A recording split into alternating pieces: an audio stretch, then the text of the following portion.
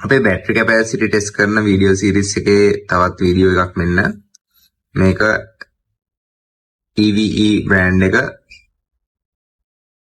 C40 කියන battery model එක මේක. ඉතින් අපි මේක බලමු අපේ ටෙස්ටර් එකට සෙට් කරලා මේකේ කොහොමද කැපැසිටි කියලා මේක 1C ඩිස්චාර්ජ් කරලා බලමු අපි කොහොමද මේ කැපැසිටි එක තියෙන්නේ කියලා. ඉතින් ඉස්සෙල්ලාම මම අපේ කැපැසිටි ටෙස්ට් එකට මේක සෙට් කරගන්නවා.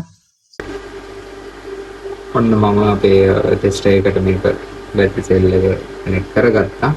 දැන් අපි බලමු කොහොමද මේකේ කැපැසිටි එක. හොඳයි. ඔන්න බලමු දැන් අපේ කැපැසිටි ටෙස්ටර් එකේ රිසල්ට් එක කොහොමද කියලා අපේ C40 කියන බැටරි සෙල් එකේ. ඇත්තටම අපි හිතපු ආකාරයටම ඇම්පියර් 20ක කැපැසිටි එකක් මේකේ තියෙනවා. යා කියන රේට් එකම. ඒ කියන්නේ වෝල්ටේජ් එක 3.6 ඉඳන් 2.6 ඩිස්චාර්ජ් කරපුවාම ඇම්පියර් 20.02ක කැපැසිටි එකක් ඇම්පියර් 20කින් ඩිස්චාර්ජ් කරලා අපිට හම්බෙලා තිනවා. ඉතින් ඒ අතරම අපි හිතුවටත් මේ බැටරි සෙල් එක පොඩි වුණාට ගොඩක් හොඳට වැඩ කරනවා.